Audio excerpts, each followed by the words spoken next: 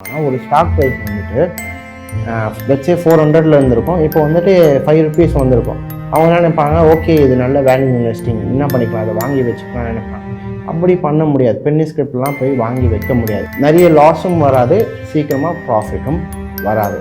மேஜராக பெரிய பெரிய இன்வெஸ்டர்ஸ் எங்கே போவாங்கன்னா, ஆனால் நார்மல் மக்கள், ரீட்டைல் ட்ரேடர்ஸ், அவங்களுக்கு மைண்ட் செட் எது இருக்குன்னா, Hi there guys, welcome back. This is Deepak Kumar, co-founder of Trade Achievers. இந்த வீடியோவில் நம்ம என்ன பார்க்க போறோம்னா, போன வீடியோவில் நம்ம சொல்லியிருந்தோம் இந்த மாதிரி growth investingனா என்ன, வேல்யூ இன்வெஸ்டிங்னா என்னன்னு பற்றி பார்க்க போகிறோம் அப்படின்னு சொல்லியிருந்தோம்.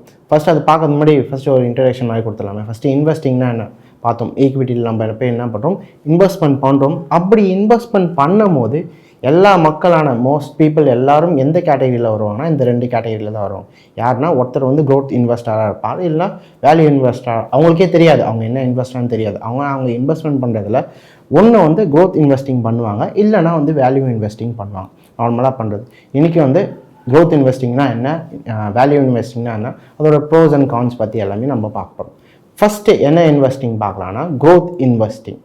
க்ரோத் இன்வெஸ்டிங்னா என்னென்னா, லெட்ஸே ஒரு இன்வெஸ்டர் இருக்கார், இல்லை நார்மல் மக்களாக நம்ம இருக்கோம்னு வச்சுக்கோமே.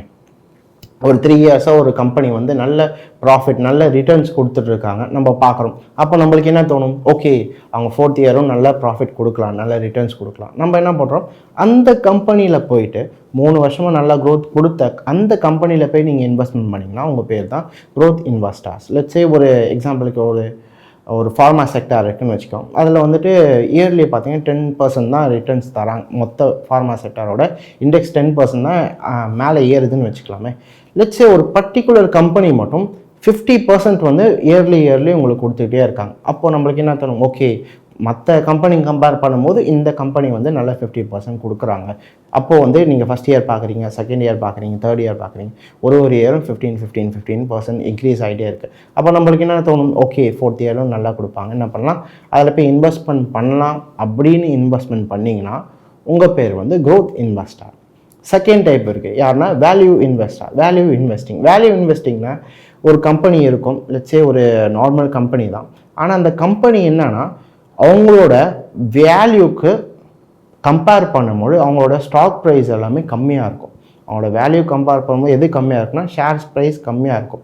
அப்போ நீங்கள் என்ன நினைப்பீங்கன்னா, ஓகே ப்ராடக்ட்டுக்கு ஏற்ற வேல்யூ இருக்குது, ஆனால் என்ன இருக்குன்னா உங்கள் ப்ரைஸ் கம்மியாக இருக்குது, இதில் இன்வெஸ்ட்மெண்ட் பண்ணால் ஃப்யூச்சரில் நம்மளுக்கு என்ன கிடைக்கும், ப்ராஃபிட் கிடைக்கும் அப்படின்னு நினச்சி வேல்யூவை பார்த்து போனீங்கன்னா உங்கள் பேர் வந்து வேல்யூ இன்வெஸ்டர். ரெண்டுக்கும் டிஃப்ரென்ஸ் என்னன்னா, லெட்ஸே வந்துட்டு க்ரோத் இன்வெஸ்டர் யார், க்ரோத் இன்வெஸ்டிங் பண்ணுறீங்கன்னா யாருன்னா, ஒரு ஏற்கனவே டெவலப்பான கம்பெனியில் போய் நீங்கள் இன்வெஸ்ட்மெண்ட் பண்ணிங்கன்னா உங்கள் பேர் தான் வந்துட்டு க்ரோத் இன்வெஸ்டர். வேல்யூ இன்வெஸ்டர் யாருன்னா, ஒரு டெவலப்பிங் கம்பெனியில் போயிட்டு ஒரு பொட்டென்ஷியல் இருக்குது, அந்த கம்பெனியில் உங்களுக்கு என்ன இருக்குது, பொட்டென்ஷியல் இருக்குது, நாளைக்கு வந்து இன்க்ரீஸ் ஆகும், 10 வருஷம் கழிச்சு இன்க்ரீஸ் ஆகும்னு சொல்லிவிட்டு அதில் போய் இன்வெஸ்ட்மெண்ட் பண்ணுறீங்க. லெட்ஸே அந்த வேல்யூக்கு ப்ரைஸ் கம்மியாக இருக்குதுன்னு நினச்சி போய் இன்வெஸ்டிங் பண்ணுறீங்கன்னா உங்கள் பேர் தான் வேல்யூ இன்வெஸ்டர். இன்னும் சிம்பிளாக சொன்னால் ரியல் லைஃப்பில் எடுத்துக்கலாம். எப்படின்னா, லெட்ஸே க்ரோத் இன்வெஸ்டர் யாருன்னா, ஒரு ஹார்ட் ஆஃப் தி சிட்டியில் போயிட்டு ஒரு லேண்ட் வாங்குறாரு. அவர் லேண்ட் வாங்கும்போது அவருக்கு என்னென்னு தெரியும்னா, அது எப்படி இருந்தாலும் இன்க்ரீஸ் ஆகும்னு தெரியும். அந்த மாதிரி இன்க்ரீஸ் ஆகும்னு தெரிஞ்சு காசு அதிகமாக கொடுத்து வாங்கினீங்கன்னா உங்கள் பேர் தான் க்ரோத் இன்வெஸ்டர். வேல்யூ இன்வெஸ்டர் யாருன்னா, எனக்கு அவ்வளோ கேஷ்லாம் கிடையாது, நான் என்ன பண்ணுறேன்னா கொஞ்சம் தள்ளி சிட்டிக்கு வெளியில் போயிட்டு ஒரு வில்லேஜில் போயிட்டு நான் என்ன பண்ணுறேன், இன்வெஸ்ட்மெண்ட் பண்ணுறேன். உங்களுக்கு அப்போ என்ன தெரியும்னா, ஓகே இந்த லேண்டு எப்படி இருந்தாலும் ஃப்யூச்சரில் ஏறும், என்ன கொடுக்குறோம் நம்ம கம்மியாக கொடுத்து ஃப்யூச்சரில் ஏறும்னு நினச்சி அது வேல்யூவை நீங்கள் ஏற்கனவே அனலைஸ் பண்ணி போனீங்கன்னா உங்கள் பேர் தான் வேல்யூ இன்வெஸ்டர். க்ரோத் இன்வெஸ்டிங்கும் இருக்குது, வேல்யூ இன்வெஸ்டிங்கும் இருக்குது. இப்போ நம்ம என்ன பார்க்க போகிறோம்னா, க்ரோத்துக்கும் வேல்யூக்கு என்ன டிஃப்ரென்ஸ், ரெண்டுத்துக்கும் மேஜரான டிஃப்ரென்ஸ் பார்ப்போம். ஃபஸ்ட்டு நீங்கள் க்ரோத் இன்வெஸ்டிங் போனீங்கன்னா என்ன ப்ராப்ளம்ஸ் இருக்குன்னா, அதில் வந்துட்டு உங்களுக்கு வால்டாலிட்டி அதிகமாக இருக்கும்.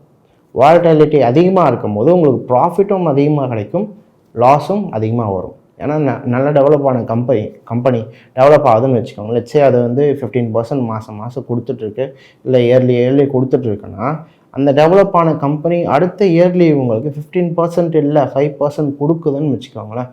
அப்போ என்ன உங்களுக்கு 10% உங்களுக்கு அடி வாங்கும். அதனால் க்ரோத் இன்வெஸ்டிங்கில் போனீங்கன்னா உங்களுக்கு ப்ராஃபிட்டும் அதிகமாக வரும், உங்களுக்கு அதோட லாஸும் அதிகமாக வரும். ஏன்னா அவங்களுக்கு லாஸ் பண்ணும்போது என்ன ஆகுதுன்னா, மக்களோட இன்ட்ரெஸ்ட் கம்மியாகும்.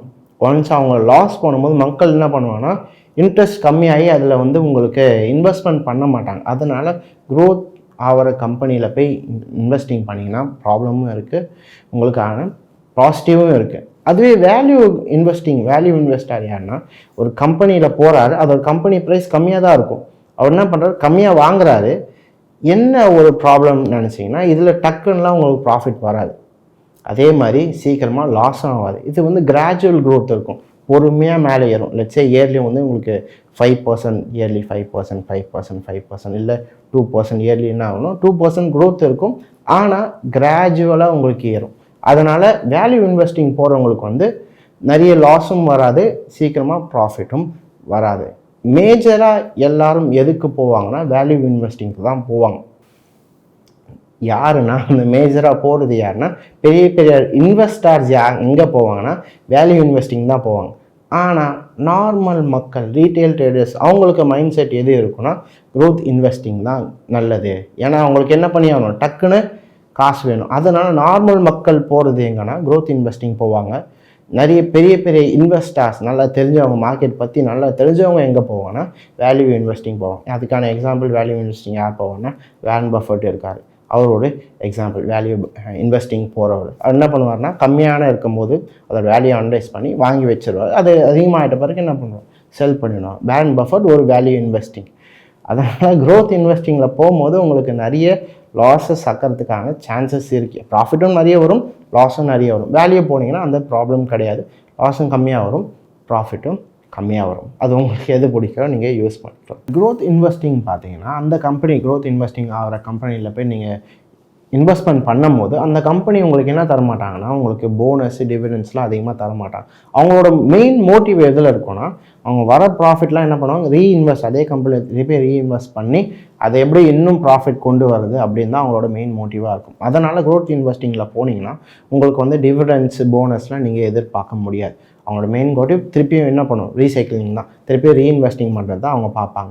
அதுவே வேல்யூ இன்வெஸ்டிங் போனீங்கன்னா அவங்க என்ன பண்ணுவாங்க, ப்ரைஸ் கம்மியாக இருக்கிறதுனால என்ன பண்ணுவாங்க, இன்வெஸ்டர்ஸை தக்க வைக்கிறதுக்காக நிறைய உங்களுக்கு போனஸ் டிவிடெண்ட்ஸ் எல்லாமே தருவாங்க. இன்வெஸ்டர்ஸை உங்களுக்கு அங்கேயே இருக்க தக்க வைக்கிறதுக்காக என்ன பண்ணுவோம், நிறைய போனஸ் இதுவெல்லாம் கிடைக்கும். அதனால் வேல்யூவுக்கு போகும்போது அது ஒரு ப்ளஸ்ஸு, க்ரோத்துக்கு போகும்போது அது மைனஸாக இருந்தாலும் ஏன்னா உங்களுக்கு என்ன தெரியுதுன்னா அது மார்க்கெட் வந்து உங்களுக்கு க்ரோ ஆக போகுதுன்னு தெரியுது. அதனால் உங்கள் ப்ராஃபிட் எதில் வந்துடும்னா நீங்கள் போகிற உங்களுக்கு இன்வெஸ்டிங்கில் உங்களுக்கு ப்ராஃபிட் வந்துடும். அதனால் நீங்கள் வரி பண்ணிக்கணும்னு அவசியம் கிடையாது.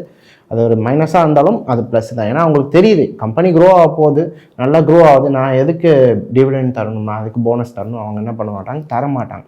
அதுவே நீங்கள் வேல்யூக்கு போனீங்கன்னா தைரியமாக உங்களுக்கு டிவிடெண்ட் அண்டு போனஸ் உங்களுக்கு நல்லா கிடைக்கும். சம்மரியாக சொல்லணும், ரெண்டுத்துக்கும் சிம்பிளாக சொல்லணும்னா க்ரோத் இன்வெஸ்டிங் போனீங்கன்னா அதோட ஷேர் மார்க்கெட் ப்ரைஸ் எல்லாமே ஹையாக இருக்கும். ஏன்னா உங்களுக்கு தெரியுது நாளைக்கு க்ரோ ஆக போகுதுன்னு தெரியுது, நிறைய இன்வெஸ்டர்ஸ் அதில் இருக்கிறதுனால ஏற்கனவே நிறைய இன்வெஸ்ட்மெண்ட் பண்ணியிருக்கிறதுனால என்ன ஆகும்னா ஷேர் ப்ரைஸும் உங்களுக்கு அதிகமாக இருக்கும், அதுக்கேற்ற வால்டாலிட்டியும் அதிகமாக இருக்கும். உங்களுக்கு பையிங் செல்லிங் எல்லாமே அதிகமாக இருக்கும், மேலே போகிறதும் கீழே வரதும் அதிகமாக இருக்கும். அதனால் நீங்கள் அதில் போகும்போது உங்களுக்கு ப்ராஃபிட்டும் அதிகமாக வரும், லாஸும் அதிகமாக வரும். க்ரோத்தில் போனீங்கன்னா முன்னாடியே சொன்ன மாதிரி டிவிடெண்ட்ஸ் அது எல்லாமே உங்களுக்கு தரமாட்டாங்க. அதுவே வேல்யூ போனீங்கன்னா நம்ம முன்னாடியே பார்த்தோம் என்னென்னா அதுக்கான ஷேர் ப்ரைஸ் எல்லாமே கம்மியாக இருக்கும், வேல்யூவோட எப்போதுமே ப்ரைஸ் கம்மியாக இருக்கும். அதில் நீங்கள் போகும்போது ப்ரைஸ் கம்மியாக இருக்கும், அதே மாதிரி வால்டாலிட்டியும் உங்களுக்கு கம்மியாக இருக்கும். உங்களுக்கு வந்து ப்ராஃபிட்டும் சீக்கிரமாக வராது, லாஸும் சீக்கிரமாக வராது. அது வந்துட்டு ஃப்யூச்சருக்கு தான். நல்லா நீங்கள் சேர்த்து வைக்கணும், ஒரு நல்ல இன்வெஸ்டராக போகணுன்னா நீங்கள் எங்கே போகணுன்னா வேல்யூ தான் போகணும். ஏன்னா நீங்கள் ரெண்டுக்கும் கம்பேர் பண்ணி பார்க்கணும். நிறைய ஸ்டடீஸ் என்ன சொல்லியிருக்குன்னா 100 இயர்ஸாக எது வந்துட்டு உங்களுக்கு அதிக ரிட்டர்ன்ஸ் கொடுத்துருக்குன்னா வேல்யூ இன்வெஸ்டிங் தான் கொடுத்துருக்கு. கம்பேர் பண்ணி பார்க்கும்போது நிறைய ஸ்டடீஸ்லாம் போயிருக்கு. எதுலனா வேல்யூ பார்த்தீங்கன்னா 16% ரிட்டர்ன் கொடுத்துருக்கு, நீங்கள் அதுவே க்ரோத் பார்த்தீங்கன்னா 12.8% தான் ரிட்டர்ன்ஸ் கொடுத்துருக்கு. அப்படி நீங்கள் போகணுன்னு நினச்சிங்கன்னா எது முக்கியமானது, எது நல்லா உங்களுக்கு கொடுக்கும்னு பார்த்தீங்கன்னா வேல்யூ இன்வெஸ்டிங் தான் கொடுக்கும். ஆனால் நல்லா பார்த்துக்கணும், என்னென்னா உங்களுக்கு ப்ரைஸ் இது தான் கம்மியான ப்ரைஸ்ன்னு தெரியணும், இந்த ப்ரைஸ்க்கு இது வந்து வேல்யூவான ஸ்கிரிப்டான்னு தெரியணும். அப்போ தான் நீங்கள் என்ன பண்ணும்போது என்ட்ரி ஆக முடியும். லட்சே நிறைய மக்கள் என்ன பண்ணுவாங்கன்னா இந்த மாதிரி வேல்யூ இன்வெஸ்டிங் பண்ணுற மக்கள் தெரியாது, அவங்களுக்கு வேல்யூ இன்வெஸ்டிங் தான் பண்ணுறாங்கன்னு தெரியாது. என்ன பண்ணுவாங்க, நான் வேல்யூ இன்வெஸ்டிங் பண்ணுறேன்ட்டு என்ன பண்ணுவாங்கன்னா ஒரு ஸ்டாக் ப்ரைஸ் வந்துட்டு லட்சே 400 இருந்திருக்கும், இப்போ வந்துட்டு 5 rupees வந்திருக்கும். அவங்க என்ன நினைப்பாங்க, ஓகே இது நல்ல வேல்யூ இன்வெஸ்டிங், என்ன பண்ணிக்கலாம், அதை வாங்கி வச்சுக்கலாம்னு நினைப்பாங்க. அப்படி பண்ண முடியாது, பென்னி ஸ்கிரிப்ட்லாம் போய் வாங்கி வைக்க முடியாது. உங்களுக்கு என்ன தெரியணும்னா இது 5 ரூபாய் இருக்குது, அதோட வேல்யூ வந்துட்டு அதிகமாக இருக்குது, ஆனால் ப்ரைஸ் 5 ரூபாய் இருக்குதுன்னு தெரிஞ்சால் மட்டும்தான் போகணும். ஏன்னா அந்த 5 ரூபாய் இருக்கிறது நாளைக்கு 0 ஆகிறதுக்கும் உங்களுக்கு சான்சஸ் இருக்குது.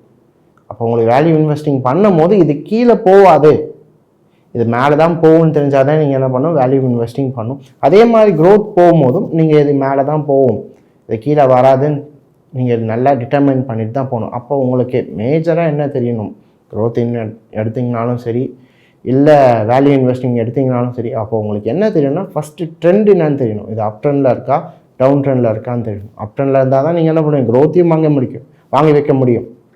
அப் ட்ரெண்டில் இருந்தால் தான் வேல்யூவோட ஸ்டாக்ஸை நீங்கள் வாங்கி வைக்க முடியும். அதனால் உங்களுக்கு என்ன தெரியும்னா அப் ட்ரெண்டில் இருக்கா இல்லை டவுன் ட்ரெண்டில் இருக்கான்னு தெரியும். டவுன் ட்ரெண்டில் இருந்துச்சுன்னா என்ன பண்ணாதீங்க, க்ரோத்லேயும் போகாதீங்க, வேல்யூலையும் போகாதீங்க. எதில் அப் ட்ரெண்ட் இருக்கோ அதில் மட்டும் இன்வெஸ்ட்மெண்ட் பண்ணுங்கள். இன்னொன்று என்ன புரிஞ்சுக்கோங்கன்னா, ரீட்டைல் ட்ரேடர்ஸாக இருக்கீங்க, இப்போ நியூவாக வந்திருக்கீங்கன்னா, எப்போதுமே நம்மளோட ஃபஸ்ட்டு மோட்டிவ் எங்கே போகணும்னா, வால்டாலிட்டி அதிகமாக இருக்குது, எனக்கு சீக்கிரமாக ப்ராஃபிட் வரணும் அப்படின்னு தான் என்ன பண்ணுவோம், நம்ம போவோம். அப்படின்ற மைண்ட் செட் இருக்கக்கூடாது. அதே மாதிரி லேட்டாக வந்தாலும் பரவாயில்ல அப்படின்றது எப்போதுமே நல்லது தான். லேட்டாக வந்தாலும் பரவாயில்லன்றது இன்வெஸ்டிங் எப்போதுமே ஃப்யூச்சர்ஸ்க்கு நல்ல ஒரு விஷயம்தான். நீங்கள் போகிறதா இருந்தீங்கன்னா, நீவே வரீங்க இன்வெஸ்ட், எனக்கு ப்ராஃபிட் வரணும்னு நினச்சிங்கன்னா என்ன பண்ணுங்கள், ஒரு 50% வந்து க்ரோத் இன்வெஸ்டிங்கில் போடுங்க, ஒரு 50% வந்து வேல்யூ இன்வெஸ்டிங் போடுங்க. என்ன கேட்டிங்கன்னா நான் என்ன சொல்லுவேன்னா, 30% வந்து க்ரோத்தில் வச்சுக்கோங்க, 70% வந்து வேல்யூவில் வச்சுக்கோங்க. அதான் எப்போதுமே சேஃப் என்னை பொறுத்த வரைக்கும். ஏன்னா ரெண்டுமே பண்ணணும். உங்களுக்கு சீக்கிரமாக ப்ராஃபிட் வேணும்னு நினச்சிங்கன்னா என்ன பண்ணுங்க, கொஞ்சம் வந்து க்ரோத்தில் போடுங்க. எப்போதுமே இன்வெஸ்டிங் ஒரு வேல்யூ பார்த்து இன்வெஸ்ட் பண்ணுறது, ஃப்யூச்சரில் வந்தால் நல்லது அப்படின்னு சொல்லி போகிறது தான் எப்போதுமே சேஃப். அதனால் என்ன பண்ணுங்கன்னா, க்ரோத்தில் கொஞ்சம் பண்ணுங்கள், வேல்யூவில் நிறைய பண்ணுங்கள். அதுதான் நான் உங்களுக்கு கொடுக்குற அட்வைஸ். ஆனால் பண்ணுறதுக்கு முன்னாடி என்ன தெரிஞ்சுக்கோங்கன்னா, ட்ரெண்ட் என்னன்னு தெரிஞ்சுக்கோ. அதான் மெயின். என்னென்னா ட்ரெண்டு என்னன்னு தெரியணும். ட்ரெண்ட் என்னன்னு தெரிஞ்சால் தான் மார்க்கெட்டுக்கு ஏற்ற மாதிரி மூவ் ஆகும். அதனால் என்ன பண்ணிக்கோங்க, க்ரோத்தும் பண்ணுங்கள், வேல்யூவும் பண்ணுங்கள், ஒன்றும் ப்ராப்ளம் கிடையாது. இதே மாதிரி நெக்ஸ்ட்டு வீடியோவில் உங்களுக்கு நிறைய ஸ்டாக் மார்க்கெட் பற்றி அந்த பிகினர்ஸ்க்கான வீடியோஸ்லாம் வந்துட்டுருக்கு, நிறைய உங்களுக்கு ப்ரிப்பரேஷன் போயிட்டுருக்கு. இதே மாதிரி நான் உங்களை அடுத்த வீடியோவில் சந்திக்கிறேன். அன்டில் தென் டேக் கேர், பாய்.